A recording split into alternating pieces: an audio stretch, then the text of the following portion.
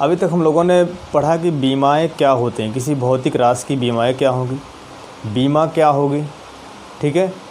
और बहुत सारी भौतिक राशियों की बीमाओं को हम लोगों ने ज्ञात किया कि कैसे बीमाएं कितनी प्राप्त होंगी। बीमाएं बता गया, वो सभी मूल राशियाँ जो थी आपकी, उन्हीं को 7 बीमाएं कहा गया था। उनके आधार पर जितनी भी डेराइव्ड क्वांटिटी थी, उनके प्राप्त होने वाले घातों के प्रकरण में बीमाओं का डेफिनेशन निकाला गया था कि किसी भौतिक राशि की बीमाएं वे घातें होती हैं जो उस राशि के मात्रक को व्यक्त करने के लिए मूल मात्रकों पर चढ़ाई जाती हैं। उसका हमने डेराइव्ड क्वांटिटी के रूप में भी देखा था। किसी भी व्युत्पन्न भौतिक राशि की बीमाएं वे घातें होती हैं जो उस भौतिक राशि को व्यक्त करने के लिए मूल राशि के मूल मात्रकों पर चढ़ाई जाती हैं, ठीक है।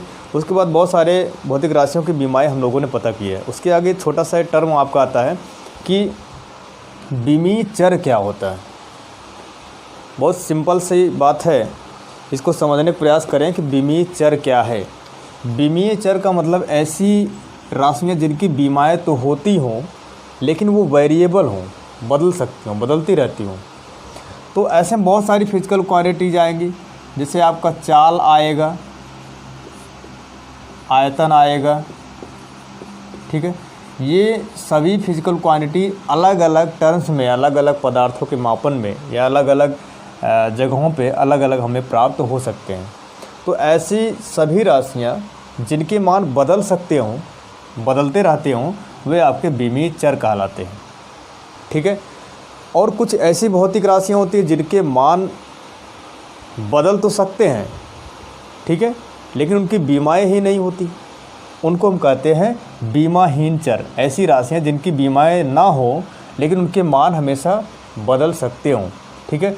इसमें एग्जाम्पल आपका आता है कोण, एंगल। कहीं भी देखेंगे हर एक प्रकार के, जहाँ भी आपको जिस तरीके का एंगल अलग अलग मिल सकता है, विकृति भी अलग मिल सकती है, ठीक है। ऐसी बहुत सारे एग्जाम्पल आपको मिलेंगे, ठीक है। एंगल में आपका बहुत सारी चीज़ें हैं, जैसे साइन थीटा है, कॉस थीटा है, ठीक है।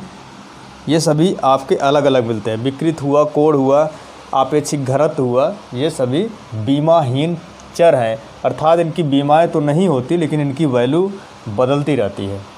बीमीय अचर क्या होते हैं, ये आपको समझना पड़ेगा कि जिसकी बीमाएं तो होती हों, ऐसी फिजिकल क्वांटिटी जिसकी बीमाएं तो होती हैं लेकिन वो वेरिएबल नहीं है, वो चेंज नहीं होती, अर्थात कांस्टेंट है। ऐसे बहुत सारे जितने भी कांस्टेंट हमारे फिजिकल वर्ल्ड में, फिजिक्स में आएंगी, वो सभी क्या होंगी, आपके डायमेंशनल अनवेरिएबल, जो आपकी बीमीय अचर कहलाती है। जिसमें आपका प्लांक कांस्टेंट h है, ग्रेविटेशन कांस्टेंट कैपिटल G है, और वेलोसिटी ऑफ लाइट जो निर्वात में चलने वाली चाल है, प्रकाश की चाल, बहुत सारी चीज़ें हैं। यूनिवर्सल गैस कांस्टेंट है, बोल्ट्जमैन कांस्टेंट है, ठीक है, स्टीफन कांस्टेंट है, बहुत सारे कांस्टेंट। जितने भी कांस्टेंट आपके आएंगे वे सभी क्या कहलाते हैं, बीमीय अचर कहलाते हैं। और आपका बीमाहीन अचर है ऐसी क्वांटिटी जिसकी बीमाएं नहीं होती हैं, ठीक है, बीमार ना हो और वो अचर हो, वेरिएबल हो, ठीक है। अचर का मतलब अनवेरिएबल, जो चेंज ना होते हों।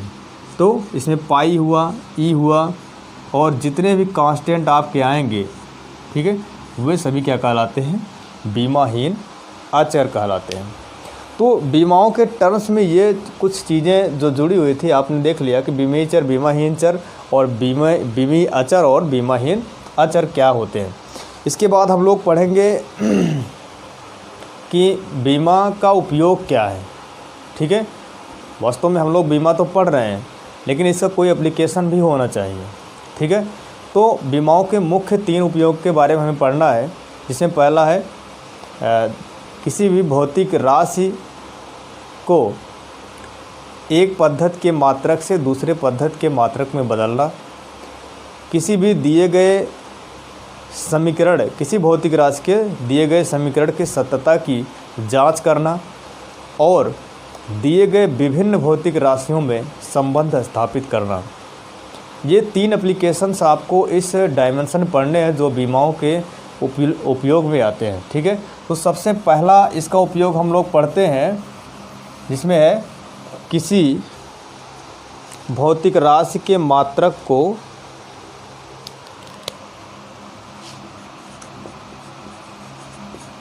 किसी भौतिक राशि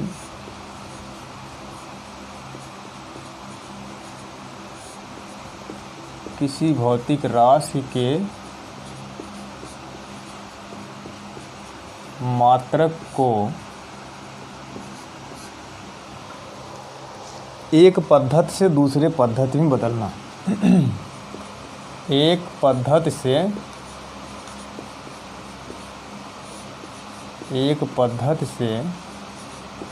दूसरी पद्धति में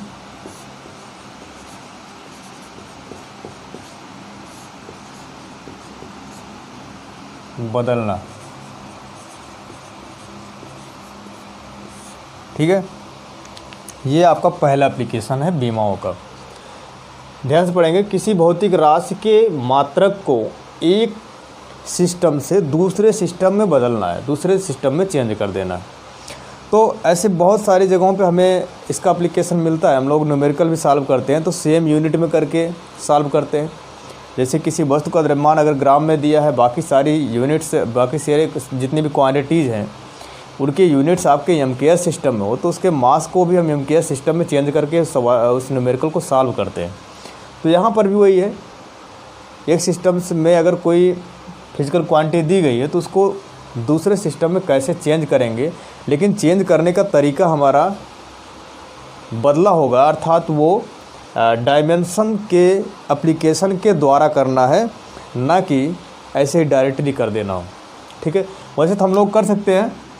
जैसे यदि किसी भौतिक राशि या किसी भी वस्तु का, इसकी बात कर लें, अगर हम इस मार्कर का द्रव्यमान पता करते हैं, ठीक है, तो मान लेते हैं इसका द्रव्यमान क्या हमारी एक फिजिकल क्वांटिटी है।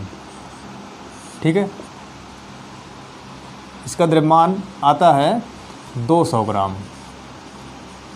ठीक है, अब यहाँ पर ये हमारा न्यूमेरिकल वैल्यू है, आंकिक मान है, और ग्राम क्या है, मात्रक है, यूनिट है। इन दोनों का मल्टीप्लिकेशन हम देख रहे हैं उस फिजिकल क्वांटिटी के बराबर होता है। अर्थात किसी भी भौतिक राशि का आंकिक मान और उसके मात्रक का संगत गुणनफल भौतिक राशि के बराबर होता है। इसको हम अलग दूसरे सिस्टम में भी लिख सकते हैं। 2000 ग्राम को किलोग्राम में भी लिख सकते हैं। कैसे? 200 है, 200 गुणे 10⁻³ किलोग्राम। ठीक है, ये आपका दूसरे सिस्टम बदल गया। लेकिन यहाँ पर भी जो दूसरे सिस्टम बदला, इसकी न्यूमेरिकल वैल्यू N2 और U2 का मल्टीप्लिकेशन उस फिजिकल क्वांटिटी के बराबर है। अर्थात दूसरे पद्धति में आंकिक मान और उसके संगत मात्रक का गुणनफल उस भौतिक राशि के बराबर प्राप्त होता है। ठीक है, तो यहाँ पर अब हम इसको समझें कि किस तरीके से परिवर्तन किया जा सकता है। ठीक है, तो यहाँ पर हम मान लेते हैं कि हमारे पास एक भौतिक राशि Q है। ठीक है, जिसका पहली या प्रथम पद्धति में आंकिक मान N1 है और इसका मात्रक U1 है। तो लिख सकते हैं Q = N1 × U1। ठीक है, अगर हम इसको दूसरी पद्धति में बदल रहे हैं तो इसका आंकिक मान N2 आता है और इसका यूनिट भी चेंज हो जाता है, जो कि U2 हो जाता है। इसको लिख सकते हैं N1 U1 = N2 U2। लेकिन ये चेंज करने का तरीका हमारा किस पे डिपेंड होना चाहिए? डायमेंशन पे। एप्लीकेशन डायमेंशन का करना है, तो यहाँ पर इस तरीके से इसको कैसे किया जाए उसको ध्यान दें। U1 क्या है? पहली पद्धति में इस भौतिक राशि का मात्रक है। N1 प्रथम पद्धति में इस भौतिक राशि का आंकिक मान है। U2 दूसरी पद्धति में उस भौतिक राशि का मात्रक, और N2 दूसरी पद्धति में भौतिक राशि का आंकिक मान है। दोनों के संगत गुणनफल एक दूसरे के बराबर है।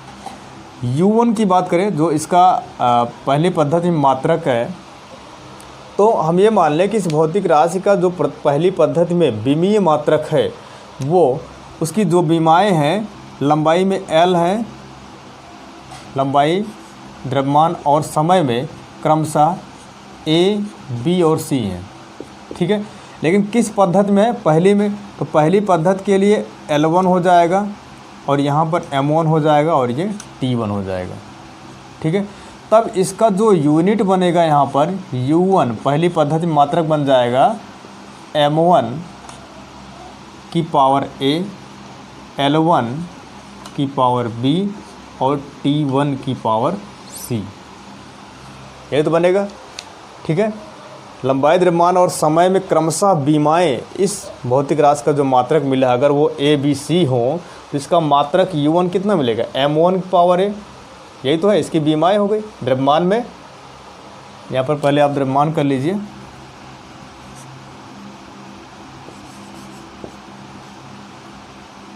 m1 l1 t1, m1 l1 t1। ठीक है, तो यहाँ पर लिखा जा सकता है n1 इंटू u1। ठीक, ऐसे ही दूसरी पद्धति में अगर लंबाई l2 हो, द्रव्यमान t2, समय t2 और द्रव्यमान m2 हो और इनकी बीमाएँ a b c हों तो u2 का मान हो जाएगा m2 की पावर a, l2 की पावर b और t2 की पावर c, यही तो होगा।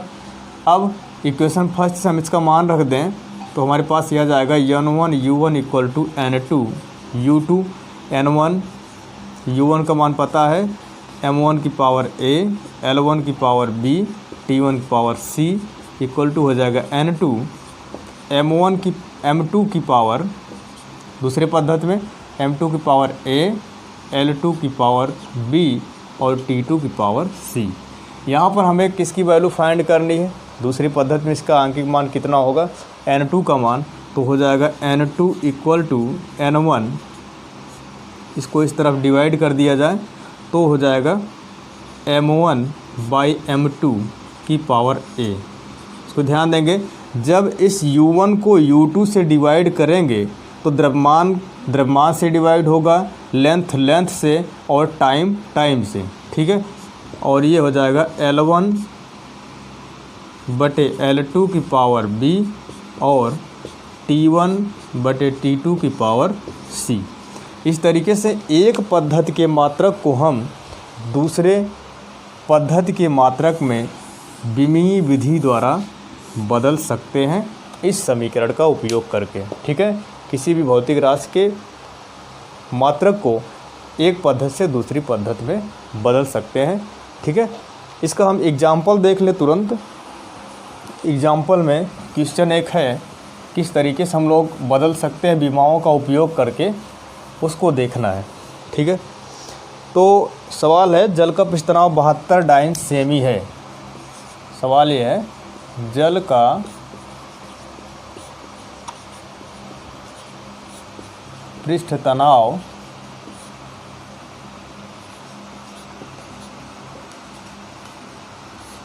72 डाइन प्रति सेमी है। जल का पृष्ठ तनाव 72 डाइन प्रति सेंटीमीटर है। इसे एसआई पद्धति में ज्ञात कीजिए। इसे एसआई पद्धति में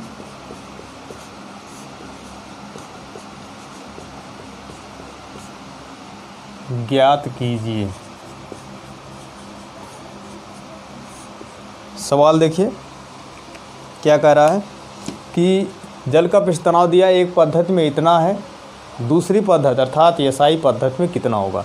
पहला पद्धति क्या है, इसमें सीजीएस में डाइन प्रति सेंटीमीटर है, तो सीजीएस पद्धति में किसका बात कर रहा है, पृष्ठ तनाव का।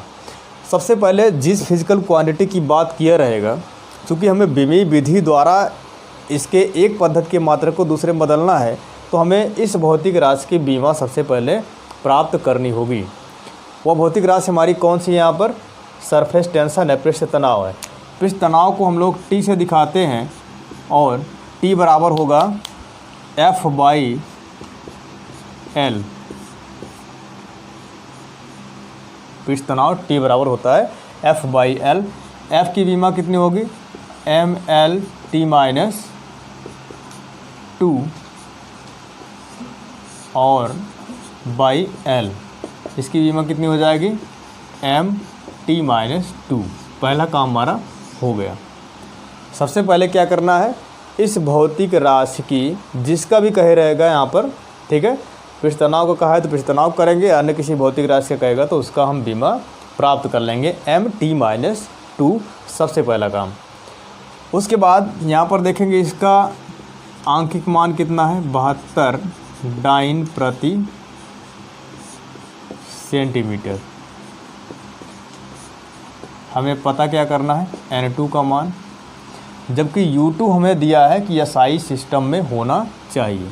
तो हम लोग लिख लगते हैं, एक पद्धति के मात्रक को दूसरे पद्धति में बदलने के लिए ये होता है N1 equal to N2 U2। U1 का मान क्या होगा, इस सरफेस टेंशन का जो U1 का मान होगा, यहाँ से हम देखें तो इसकी बीमा हमें मिली है कितना है, M2 माइनस 2 MT माइनस 2, तो हो जाएगा पहला पद्धति में M1 T1 माइनस 2 और U2 का मान हो जाएगा M2 दूसरे पद्धति में द्रव्यमान का M2 और T2 की माइनस 2। ठीक है, द्रव्यमान का पावर 1 है, द्रव्यमान में बीमा 1 है और समय में बीमा माइनस 2 है। अब इसको यहाँ पर रख दिया जाए, N1 का मान कितना है 72 और U1 का मान M1 T1 की पावर माइनस 2 बराबर N2 M2 T2 की पावर माइनस 2। ठीक है, तो ये चीज़ आ गई। हमें N2 का मान पता करना है, N2 बराबर कितना हो जाएगा, N2 इक्वल टू हो जाएगा, इसको डिवाइड कर दें तो 72 into M1 by M2 into T1 by T2 की पावर माइनस 2। ठीक है, पहली पद्धति में द्रव्यमान का मात्रक, ठीक है, क्या होगा, तो हम लोग को पता है पहली पद्धति में यही है N1 आंकिक मान, और ये किस में दिया है, CGS में, CGS सिस्टम में दिया गया है। CGS सिस्टम में द्रव्यमान का मात्रक क्या होता है, ग्राम होता है। ठीक है, यहाँ पर हम लोग द्रव्यमान के जगह पे क्या रखेंगे, ग्राम रखेंगे, तो हो जाएगा 72 इंटू ग्राम अपान M2 दूसरी पद्धति में द्रव्यमान का मात्रक, दूसरी पद्धति हमारा कौन सा है, SI सिस्टम है। SI सिस्टम में द्रव्यमान का मात्रक क्या होगा, किलोग्राम। ठीक है, और यहाँ पे समय के मात्रक, यहाँ पे CGS में क्या होगा, सेकंड होगा, और फिर SI सिस्टम में भी सेकंड होगा, तो हो जाएगा सेकंड बटे सेकंड की पावर माइनस 2। ये आपस में कैंसिल हो जाएंगे, इसकी वैल्यू 1 हो जाएगी, और यहाँ से मिल जाएगा N2 इक्वल टू 72 और यहाँ पर ग्राम बटे में 1000 ग्राम, 1 किलोग्राम बराबर लिख सकते हैं 1000 ग्राम, ग्राम से ग्राम कैंसिल हो जाएगा, बचेगा ये 72 बाई 1000 इक्वल टू 0.072 न्यूटन पर मीटर। ठीक है, इसका ये आंसर आ जाएगा 0.072 न्यूटन पर मीटर। ठीक है ना।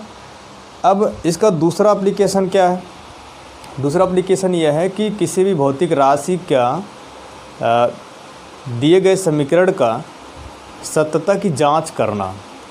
किसी भी विमाओं के द्वारा हम किसी भौतिक राशि के समीकरण के सत्यता की जांच कर सकते हैं।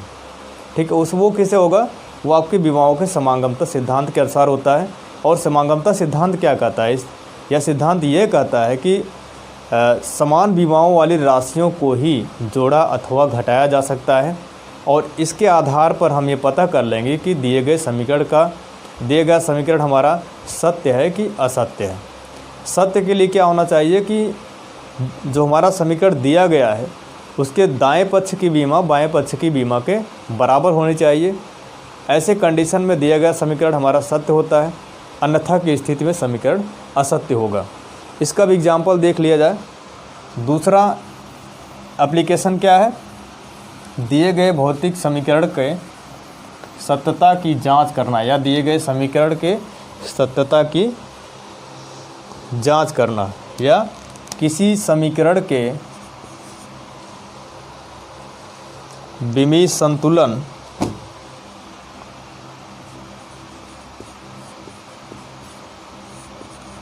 किसी समीकरण के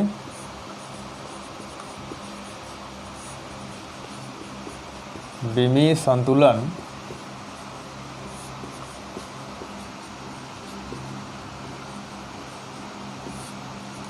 अथवा सत्यता की जांच करना।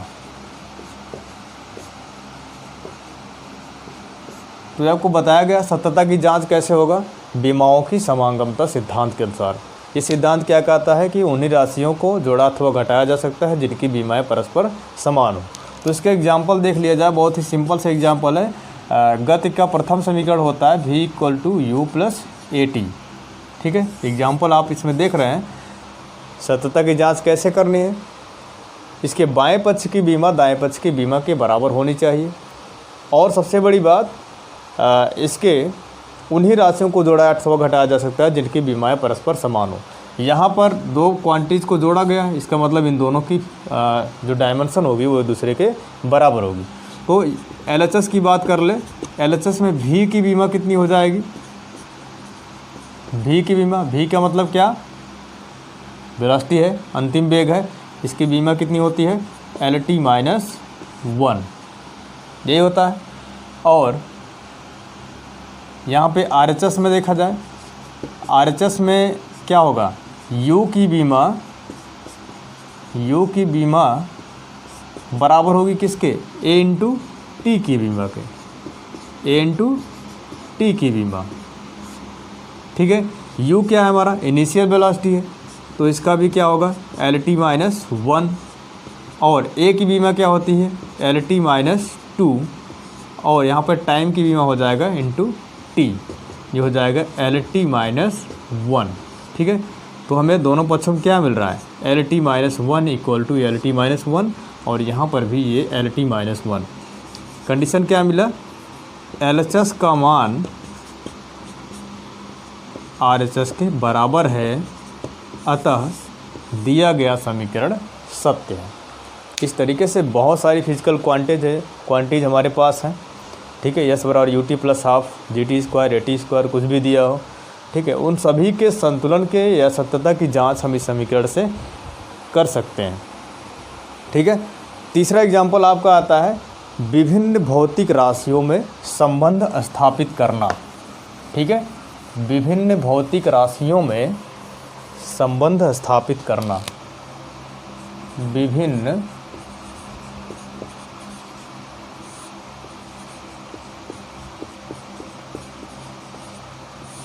ये तीसरा आपका एप्लीकेशन है, विभिन्न भौतिक राशियों में संबंध स्थापित करना।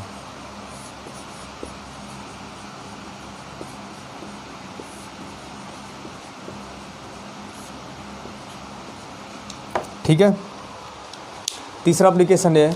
इस एप्लीकेशन से हम क्या कर सकते हैं कि अगर हमें यह पता हो कि कोई भी भौतिक राशि किन किन राशियों पर निर्भर करती है, ठीक है, कितने अन्य भौतिक राशियों पर निर्भर करती है, तो हम उस भौतिक राशि में संबंध स्थापित कर सकते हैं।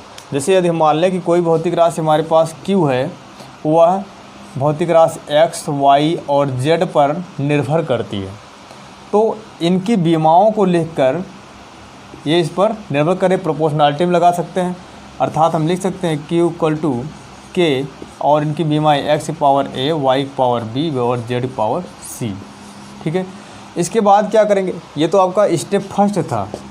ये क्या था, स्टेप फर्स्ट, कि अगर ये भौतिक राशि Q इन अलग अलग भौतिक राशियों पर निर्भर करती है तो हम इनमें संबंध स्थापित कर सकते हैं, जिसके लिए पहला स्टेप यह है, इसको प्रोपोर्शनलिटी में लिखकर इनकी बीमाओं को लिख दिया जाए।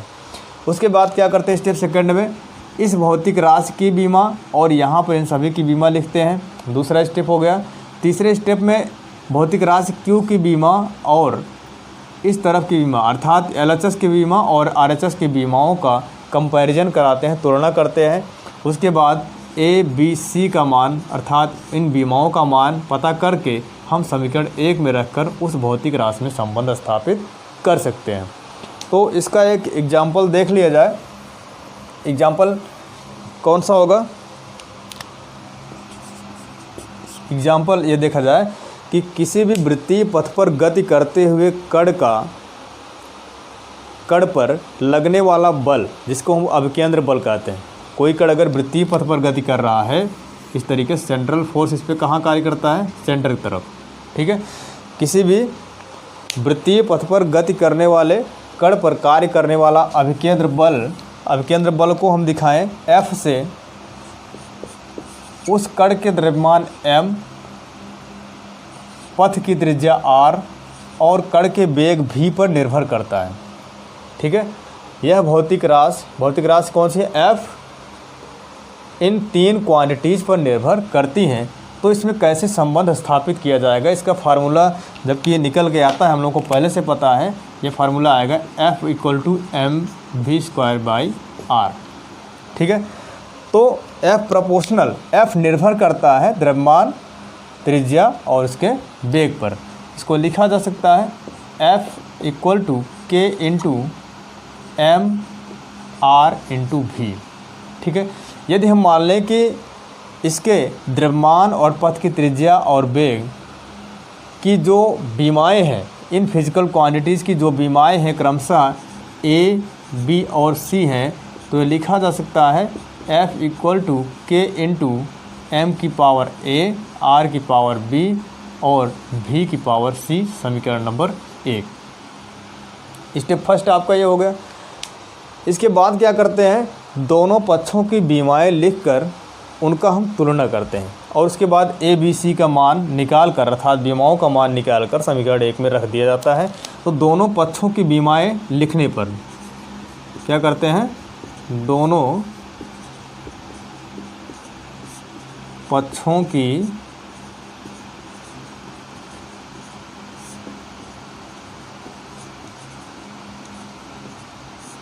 बीमाएँ लिखने पर बल की बीमा कितना हो जाएगा, mL/t-2 = यहाँ पर स्पेशल कंडीशन के लिए k = 1 होगा। द्रव्यमान की बीमा m⁴A, r रेडियस है, रेडियस भी लेंथ होगा, लेंथ के लिए l⁴B और वेलोसिटी की हो जाएगा Lt-1⁴C। अब यहाँ पर इनको एडजस्ट कर दिया जाए, चूँकि मास यहाँ पर सिंगल है तो मास की पावर A ही हो जाएगा। लेंथ यहाँ पर भी है, लेंथ आपस में एडजस्ट होकर जुड़ जाएंगे तो हो जाएगा m⁴1 l⁴1 t⁻⁻2 m⁴A l⁴B यहाँ पर है, l⁴C यहाँ से आएगा, B + C हो जाएगा और t⁻⁻C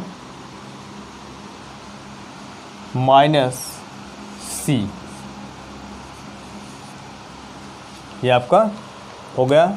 स्टेप फर्स्ट हुआ था यहाँ पर और ये स्टेप सेकंड हो गया। ठीक है, step first, step second, step third. Step क्या करें, थर्ड में क्या करना है, दोनों पक्षों के बीमाओं की तुलना करने पर। ठीक है, दोनों पक्षों की बीमाओं की तुलना कर दिया जाए तो यहाँ पर द्रव्यमान की बीमा, यहाँ पर द्रव्यमान की बीमा से तुलना करेंगे तो A = 1 आएगा। यहाँ पर लंबाई की बीमा, यहाँ से तुलना करेंगे तो B + C = 1 आ जाएगा और T की बीमा का तुलना करेंगे तो C = 2 आ जाएगा। यहाँ पर C का मान 2 रखेंगे तो B का मान आ जाएगा -1। ठीक है, हमें तीनों बीमाओं का मान मिल गया, A, B, C का मान। इन मानों को हम स्टेप फोर्थ में क्या करते हैं, स्टेप फोर्थ हमारा ये है कि A, B और C के मान को समीकरण 1 में रख देंगे। समीकरण 1 में रखने पर तो समीकरण 1 में रख दिया जाए, ये मिल जाएगा F = k × m⁴1 r⁻−1 और v⁴2। क्योंकि C का मान कितना आया, 2 आया है, A का मान कितना है, 1 आया है, तो यहाँ पर इसको एडजस्ट कर दिया जाए, हो जाएगा F = mv²/r। ठीक है, इस तरीके से विभिन्न भौतिक राशियों में बीमाओं का उपयोग करके हम संबंध स्थापित कर सकते हैं।